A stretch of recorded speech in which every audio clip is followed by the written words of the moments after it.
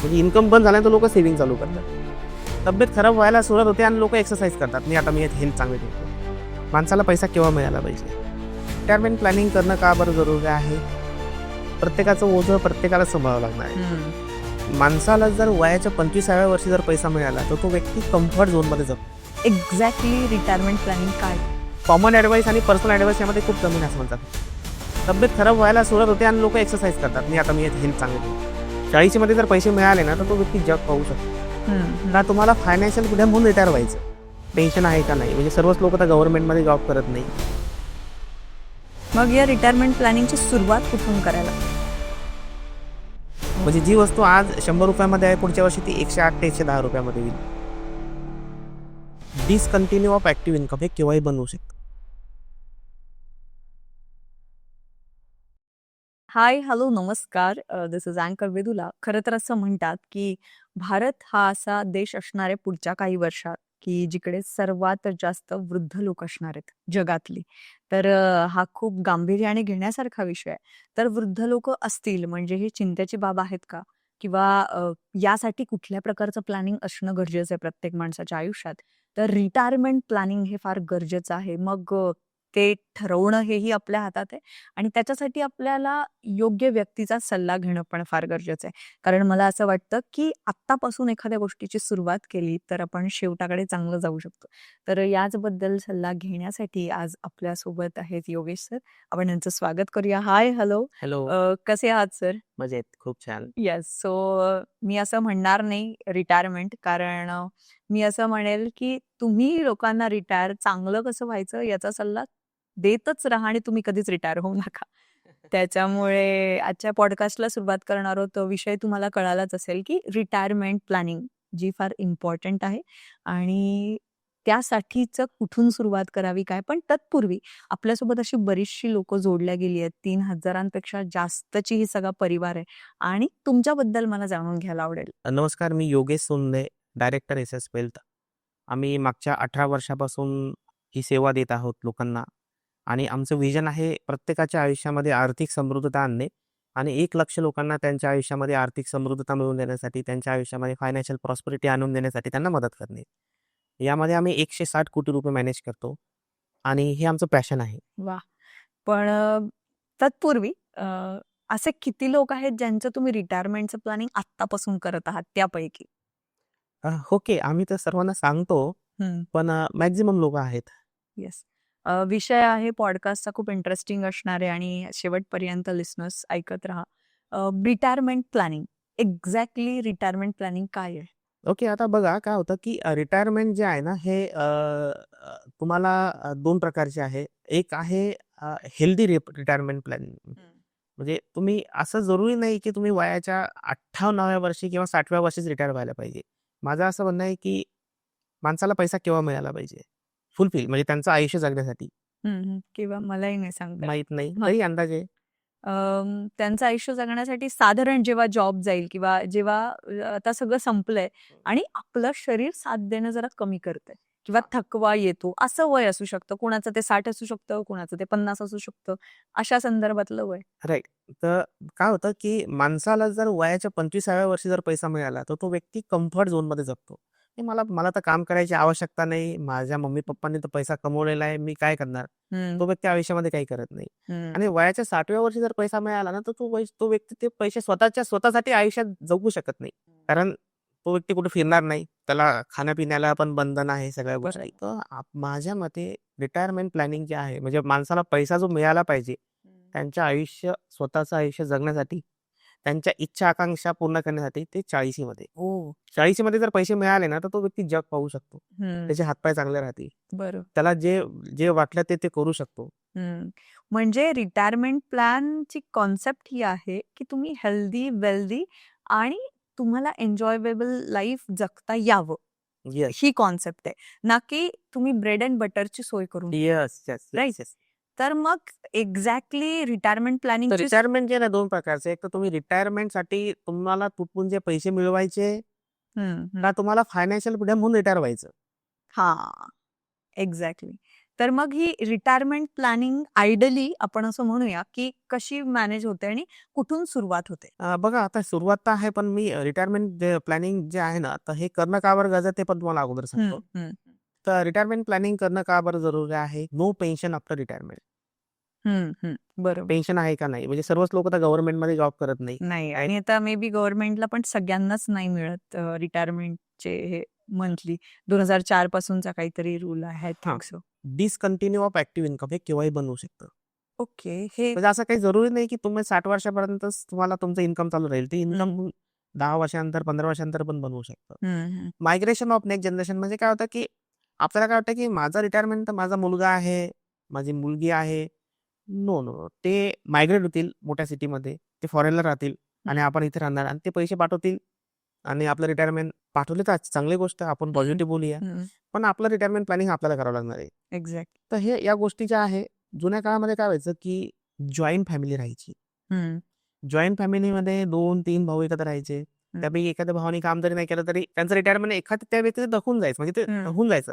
आता तसं नाही. प्रत्येक जणाचं प्रत्येकाचं ओझं प्रत्येकालाच सांभाळावं लागणार आहे. हं. या गोष्टीसाठी रिटायरमेंट प्लॅनिंग करणं खूप आणि खूप जरुरी आहे. मग या रिटायरमेंट प्लॅनिंगची सुरुवात कुठून करायला हवी? कितव्या वर्षापासून म्हणू शकतो आपण किंवा कधीपासून करायला हवं? गव्हर्नमेंटमध्ये जे लोकं जॉब करतात, तर गव्हर्नमेंट काय करतात, त्यांना 60व्या वर्षी पैसे देतं. हं. पण सुरुवात जॉबला लागल्यापासूनच गव्हर्नमेंट थोडं, थोडं, थोडं, थोडं त्यांच्या नावाने इन्व्हेस्टमेंट करायला सुरुवात करतात. हं, हं. बरोबर. सेम आपल्याला पण आपण जॉबला सुरुवात केली त्यापासूनच आपल्याला इन्व्हेस्टमेंट करायला स्टार्ट करावं लागणार आहे. मग ती इन्व्हेस्टमेंट कशा स्वरूपातली असते? म्हणजे कुठे इन्व्हेस्टमेंट करायचं आणि काय प्लॅन असला पाहिजे त्या इन्व्हेस्टमेंटचा? बघा आता इन्व्हेस्टमेंट तर माझ्या हिशोबाने रिटायरमेंटसाठी रिटायरमेंट जे आहे तर हे दीर्घकालीन गुंतवणूक आहे. वन ऑन वन डिस्कस केल्याशिवाय मी सांगू शकत नाही. कारण मी मागे पण सांगितलं, की तुम्हाला कॉमन ॲडवाईस आणि पर्सनल ॲडवाईस यामध्ये खूप जमीन आसमानचा फरक आहे. हं, हं. बरोबर. पण जनरली आता आपले सगळे लिसनर्स आहेत, यापैकी बरेचशी लोकं आहेत, ज्यांना जाणून घ्यायला आवडेल. आपण असं म्हणूया, की कॉमनली एक सल्ला, की बाबा इथे तुम्ही इन्व्हेस्ट करू शकता. हं, हं. साधारणतः एस-आय-पी असेल किंवा मग म्युच्युअल फंड असेल किंवा मग आत्ताचं नवीन अशा काही बऱ्याचशा अशा ठिकाणी तुम्ही गुंतवणूक केली पाहिजे, की ती रक्कम तुमची इन्फ्लेशनला बीट झाली पाहिजे. ओके. आता ही कॉन्सेप्ट काय आहे, की इन्फ्लेशनला बीट म्हणजे जी आता तुम्ही म्हणालात? इन्फ्लेशन म्हणजे काय आहे, की महागाई. हं. इन्फ्लेशन इंडेक्स म्हणजे महागाई दर. तर महागाई दर. महागाई दर. तर इन्फ्लेशन जे आहे 2 प्रकारचे आहे. हं. होलसेल प्राइस ऑफ इंडेक्स आणि consumer price of index. Okay. आपण रिटेलर आहोत. हं. तर आपल्यासाठी कुठलीही हे आहे कन्झ्युमर प्राइस ऑफ इंडेक्स म्हणजे हं. तर हा दरवर्षी भारताचा जो आहे, हा 8 ते 10% नी वाढत चालला आहे. हो. म्हणजे जी वस्तू आज ₹100 मध्ये आहे, पुढच्या वर्षी ती 108 ते ₹110 मध्ये होईल. हं, हं. आता इन्फ्लेशन जे आहे, तर हे झालं इन्फ्लेशन. त्यानंतर तुमचे एक्स्पेक्टेशन पण वाढत चालले. एक्झॅक्टली. मी तुम्हाला थोडंसं एक्सप्लेन करतो, की माझ्याकडे आता सध्या जी कार आहे, हं. मी ज्यावेळी चेंज करणार, तर ही कार नाही घेणार. हं, हं. याच्यापेक्षा मोठी म्हणजे चांगल्या घेणार आहे. येस. हां. हं. तर यामध्ये इन्फ्लेशन तर वाढत चालले, पण तुम्ही आज जी वस्तू वापरता ना, त्याच्यापेक्षा चांगली वस्तू त्याचं इन्फ्लेशन पण तुम्हाला काउंट करावं लागणार आहे. ओह! राइट? एक्झॅक्टली. तर ते जर कॅल्क्युलेशन केलं ना, ते जातं 12 ते 13% पर्यंत. हं. आणि तुम्ही जर इन्व्हेस्टमेंट करताय 5% मध्ये, तर तुम्हाला व्याज किती मिळायला लागलं? 12% महागाई दर आणि 5% तुम्हाला व्याज दर, तुमचा 7% चा लॉस होतो. हो. जर आपण नॉर्मल महागाई दर जरी पकडला 8% आणि व्याज दर तुम्हाला 5% मिळायला लागलं, तर तुमचा 3% चा लॉस होते. तर तुम्हाला अशा इन्स्ट्रुमेंटमध्ये इन्व्हेस्टमेंट करावं लागेल, की ती ती रक्कम इन्फ्लेशनला बीट होईल. ओके. मग ती काहीही असू शकते. हां, मग ते तर गोल्ड पण असू शकतं किंवा मग ती प्रॉपर्टी असू शकते किंवा ते कुठलीही गोष्ट असू शकते किंवा मग आपण असं म्हणूया, की एस-आय-पी सारख्या काही गोष्टी असू यासाठी शकतात. तुम्हाला एक्सपर्टकडे जाणं जरुरी आहे. एक्झॅक्टली. जसं आपण म्हणतो, की रिटायरमेंट प्लॅनिंग किंवा या सगळ्या प्लॅनिंग असतात. एक आत्ता कॉन्सेप्ट तुम्ही सांगितली बोलता, की रिटायरमेंट प्लॅनिंग म्हणजे असं नाही, की मी फक्त माझ्या जेवणापुरतं भागेल अशी रक्कम काढून ठेवणं. तर रिटायरमेंट प्लॅनिंग म्हणजे जसं तुम्ही म्हणालात, की 40व्या वर्षी अशी फंड जमा करणं, की माझ्या आयुष्यात जे स्वप्न आहेत किंवा ज्या लक्झुरियस गोष्टी मला हव्या होत्या, त्याच्यासाठी मी पैसे जमा करणं. राइट. तर ही आहे. तर रिटायरमेंट आता आपण जर जनरेशनची गोष्ट केली, तर पूर्वीच्या काळी कसं होतं, की आधी जॉबला खूप लवकर लागायचं. मग रिटायरमेंट 60व्या वर्षी. म्हणजे जो वर्क करण्याचा काळ होता, तो खूप जास्त होता. राइट. त्याच्यामुळे ही पॉसिबिलिटी जास्त होती, की पैसे खूप सेव्ह होतील. पण आत्ताच्या जनरेशनमध्ये असं झालंय, की आम्ही एज्युकेशनच संपवतो आमचं 25-26व्या वर्षी आम्ही जॉबला लागतो 30व्या वर्षी आणि इतका कमी काळ आहे की 20च वर्ष आम्ही काम करू शकतो. राईट. मग हे कसं गणित आम्ही करणार रिटायरमेंट प्लॅनचं? हां, बघा काय मी जे सांगितलं खूप छान सांगितलं, पण त्याला तुम्ही थोडं एक्सप्लेन करतो डिटेलमध्ये. जुन्या काळामध्ये काय व्हायचं, की जॉब असो किंवा व्यवसाय असो, वयाच्या 20व्या वर्षी चालू करायचे. 20 हं, ते 22 मध्ये, हं, 25 मध्ये आणि 60 पर्यंत ते खूप चांगल्या पद्धतीनं काम करत होते. हं, कारण फार काही चेंजेस होत नव्हते. हं, हं. आता काय झालं, की 30 पर्यंत माणूस जो आहे ना, 30 पर्यंत एज्युकेशन घेत राहतो. 30 नंतर कामाला जर सुरुवात केली ना, तर चांगलं प्रोडक्टिव्हिटी जी आहे, म्हणजे जिथं वर्किंग इफिशियन्सी जी आहे, ती 50 वर्षापर्यंत चांगली असते. म्हणजे जुन्या काळामध्ये वर्किंग लाईफ किती होती? 40 वर्ष. आताच्या काळामध्ये किती आहे? ऑलमोस्ट 20 ते 20 30 वर्ष. वर्ष. आता इथपर्यंत तुम्हाला माहिती, पण समोरचं काय? सध्याची लाईफ एक्सपेक्टन्सी जी आहे ना, ही आता 78 टू 80 इयरची आहे. आणि प्रोजेक्टेड लाईफ एक्सपेक्टन्सी जी आहे, आता जपानच्या लोकांची लाईफ एक्सपेक्टन्सी किती आहे? ऑलमोस्ट आयुष्यमान आयुष्य 100 100 येस. ऑलमोस्ट. कारण तिथे ॲडव्हान्स मेडिकल सायन्स आहे आणि लोकं भरपूर प्रिव्हेंटिव्ह गोष्टी करतात. ते एक्झॅक्टली. ॲडव्हान्स मेडिकल सायन्स आणि याच्या गोष्टी आहे ना, या इंडियामध्ये आता प्रोजेक्टेड लाईफ एक्सपेक्टन्सी इंडियाची पण 100 इयरची सांगताय. म्हणजे ऑलमोस्ट आता तर 70 पर्यंत चाललंय. आताचं जे आहे आपल्यासमोर जे वैज्ञानिकांनी मत मांडले, तर त्यांचं असं म्हणणं आहे की 20 वर्षांनी तर आपण वाढवलंय, जे की 60 होतं. हं, हं. तर आता 80 ते 70 पर्यंत आपण ते घेऊन जाऊ शकतो. नाही. आताची सध्याची 75 ते 80 इयरची आहे, हं, ती 90 ते 90 ते 100 पर्यंत जाणार. अच्छा. ती प्रोजेक्टेड आहे. हां. ओके. आता यामध्ये काय होतं, की 50 पर्यंत तुम्ही चांगलं काम करणार आणि हं. 50 नंतर काय होणार, की वर्किंग इफिशियन्सी कमी होऊन जाणार. हं. म्हणजे तुम्हाला 40 वर्ष पुरेल इतका पैसा तुम्हाला जमा करून ठेवावा लागणार आहे. एक अशी अमाउंट जमा करून ठेवावी लागणार आहे, की ती 40 वर्ष त्यामधून तुम्ही मंथली जर विथड्रॉल केले, तर तो पैसा तुमच्या वयाच्या 90 वर्षापर्यंत पुरेल. ओके. आणि तुमच्याकडे तेही कॅल्क्युलेशन हवं की महागाई दर महागाई दर तुम्हाला तुम्हाला वार्षिक वयाच्या 60व्या व्याज. वर्षी किती पैसा लागेल, 70व्या वर्षी किती लागेल, 89व्या वर्षी किती लागतील. हं, हं. यामध्ये काय होतं, की म्हणजे माणूस आयुष्यभर काम करेल, हं, हं. पण जर चांगलं जर काम नसेल ना, तर तिथं रिझल्ट येत नाही आणि जर कुठलीही कंपनी म्हणजे जर रिझल्ट नसेल, तर त्यांना हे करून टाकतात. हं, त्यांना म्हणतात, की बरोबर. तुम्ही चालले जा. बरोबर. ओके. एक्झॅक्टली. 50 नंतर अशी कंडिशन येते, की औषध मरू देणार नाही आणि परिस्थिती जगू देणार नाही. एक्झॅक्ट. एक एक जुना एक मूव्ही आहे. मला मूव्हीचं नाव तर आठवत नाही. त्याला काय म्हणतात, की त्याला हां. ऑक्सिजन लावून याला नाही का समुद्रामध्ये फेकू द्या. ऑक्सिजन याला मरू देणार नाही आणि पाणी याला जगू देणार नाही. तर अशी कंडिशन जी आहे ना, ती 50 नंतर होऊ शकते. आणि यामध्ये मेन काय लोकं जे आहे ना, आज हाउसहोल्ड एक्सपेन्सेसपेक्षा लाईफस्टाईल एक्सपेन्सेसवर हं. खूप जास्त खर्च करतात. एक्झॅक्टली. एक विशिष्ट लेव्हलचं आपण जर आपलं आयुष्य जर जगण्याचं आपण जर ठरवलं, हं, हं. की आता नाही मी मी कारशिवाय तर कुठे जाऊ शकणार नाही. त्याच्या खाली जर आलं ना, माणूस डिप्रेशनमध्ये जातो.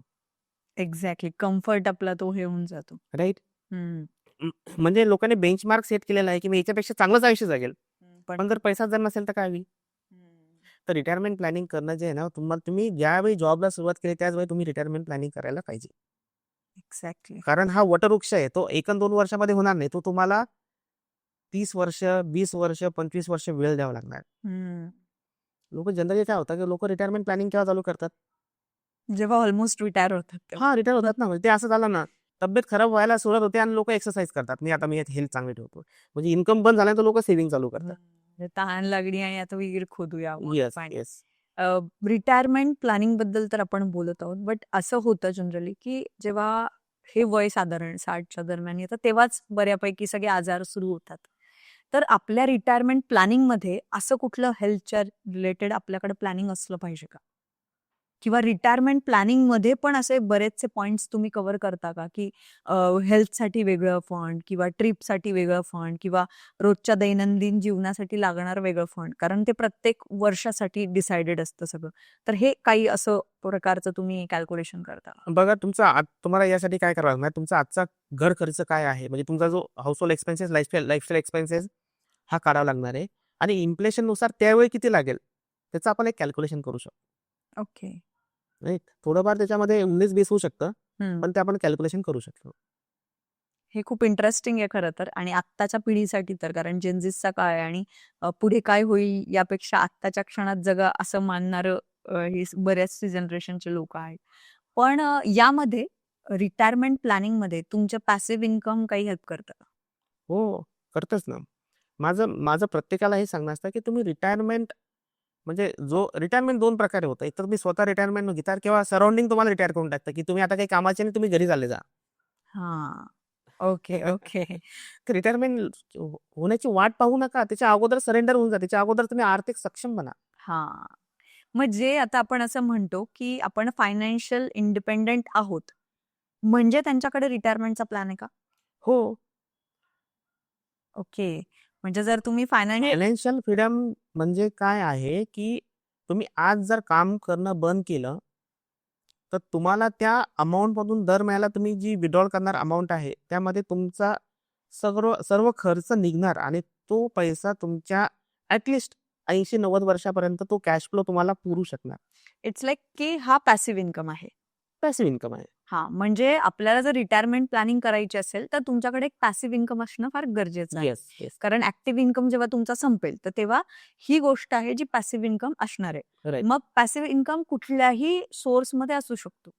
येस. मग ते तुम्हाला प्रॉपर्टी असेल किंवा मग त्या अशा गोष्टी असेल रेंटल जिथनं तुम्हाला पैसे येत राहतील लाईफ टाईमसाठी.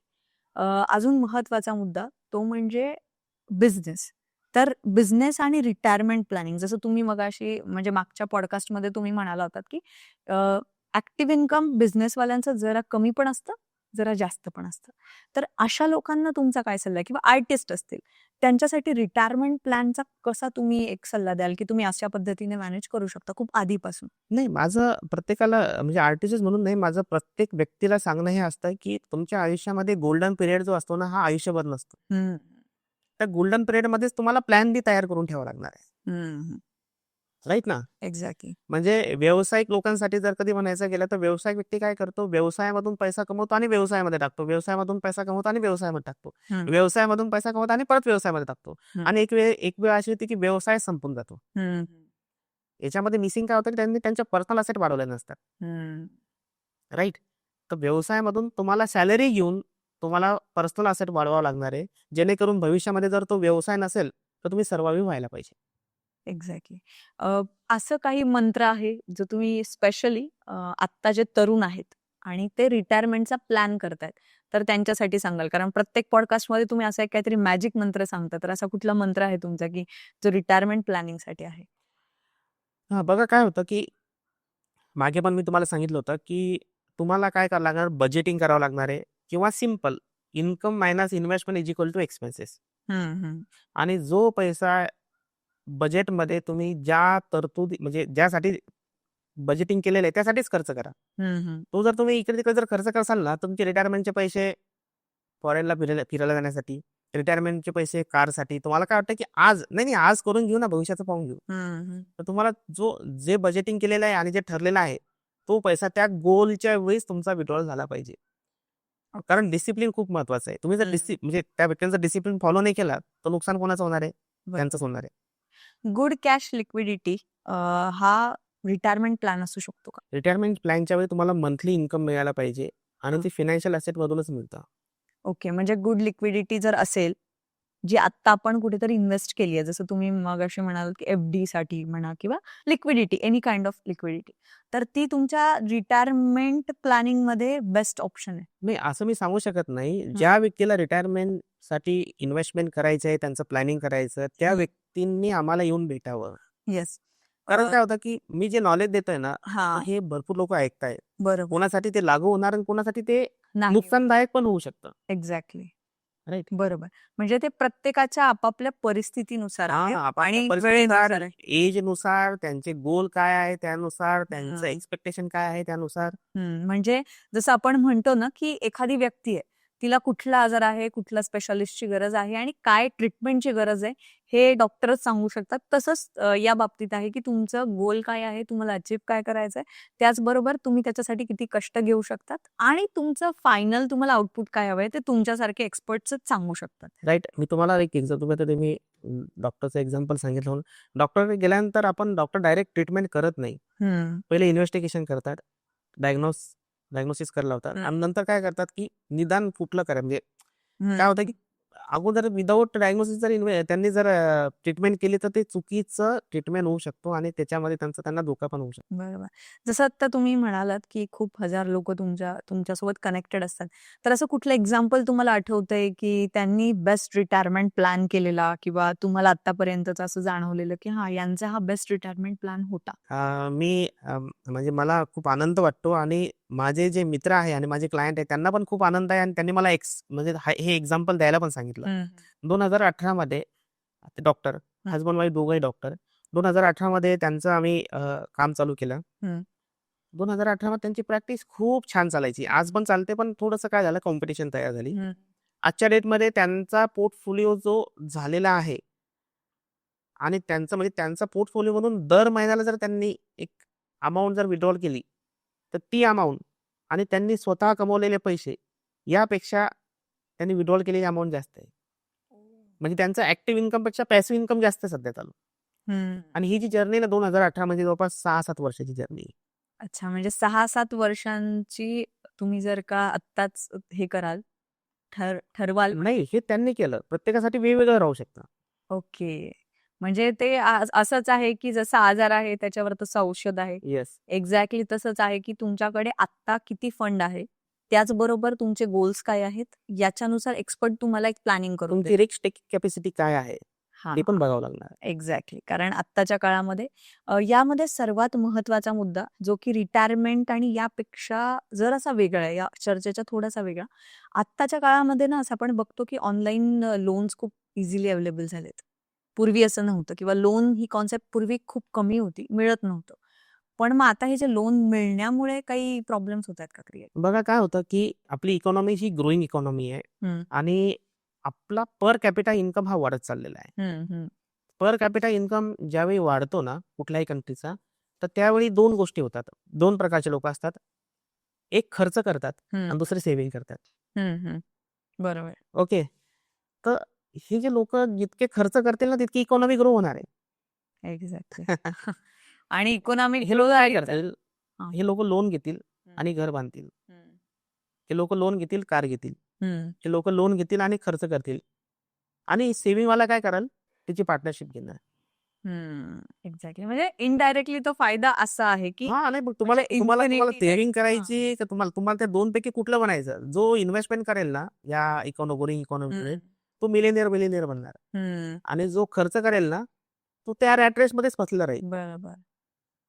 एक्झॅक्टली. म्हणजे गोल-गोल फिरणं आपल्यावरती आहे. हां, येस. हां. आणि अजून एक महत्त्वाचा मुद्दा रिटायरमेंट प्लॅनिंग हे महिलांसाठी आणि पुरुषांसाठी हे काय वेगळं असतं, की आपण असं समजू शकतो, की म्हणजे सेमच आहे किंवा ते कंबाईनली केलं पाहिजे? बघा काय आहे, की म्हणजे एक सर्व्हे म्हणजे असं सांगतो, की पुरुषांपेक्षा महिला या जास्त जगतात. हं, हं. एक्झॅक्टली. तर म्हणजे असा हा सर्व्हे मी जास्त रिसर्च नाही केला, पण मी असं ऐकलेलं आहे. नाही, ही गोष्ट खरी आहे. ओके. तर जनरली काय होतं, की तुम्हाला तो कॉर्पस असा बनवावा लागणार आहे, तुम्हाला तुमचे आयुष्य एक लाईफ एक्सपेक्टन्सी आणि त्याच्यानंतर पण 10 वर्ष पुढे इतका तुम्हाला कॉर्पस बनवून ठेवावा लागणार आहे. हं. तर हसबंड वाईफ दोघांचं रिटायरमेंट प्लॅनिंग करणं. हां. त्यापेक्षा तुम्हाला फॅमिलीचं रिटायरमेंट प्लॅनिंग करा, की माझी फॅमिली माझ्यानंतर पण किती दिवस सर्व्हाइव्ह करू शकते. हं, हं. एक्झॅक्टली. ते कॅल्क्युलेशन जे आहे ना, तुम्हाला सांगितलं प्रत्येकाचं व्यक्तिपरत्वे बदलत आहे. बरोबर. खरं तर छान आजचा हा पॉडकास्ट झाला आणि जावंसं वाटत नाहीये, पण म्हणतात ना, की वेळ आणि वेळेवरतीच सगळं आहे आणि तुमचंही गणित सगळं वेळेवरतीच आहे. पण आजचा हा दिवस तुम्ही पूर्णतः आमच्यासाठी राखीव ठेवलात. कारण इतकं तुमचं बिझी शेड्यूल असताना तुम्ही इथे आलात आणि खूप महत्त्वाची माहिती आज तुम्ही आमच्यासोबत शेअर केली. पण जाता-जाता तुम्ही थोडक्यात काय संदेश द्याल रिटायरमेंट प्लॅनिंगसाठी एक मंत्र, की ही संदेश असेल तुमचा? माझा संदेश हाच आहे, की ज्यावेळी तुम्हाला हे समजलं, की रिटायरमेंट प्लॅनिंग करणं जरुरी आहे, हं. त्यावेळी तुम्ही ॲक्शन घ्यायला सुरुवात करा. ओके. सोबत तुमचे जे मुलं आहे, नेक्स्ट जनरेशन जे आहे, हं, त्यांना पण आतापासूनच हे समजावून सांगा, की हं, रिटायरमेंट प्लॅनिंग करणं का बरं जरुरी आहे. कारण जितक्या लवकर तुम्ही स्टार्ट करणार ना, तितकी तुम्हाला अमाउंट कमी लागेल. हं. तर हाच माझा मंत्र आहे आजचा.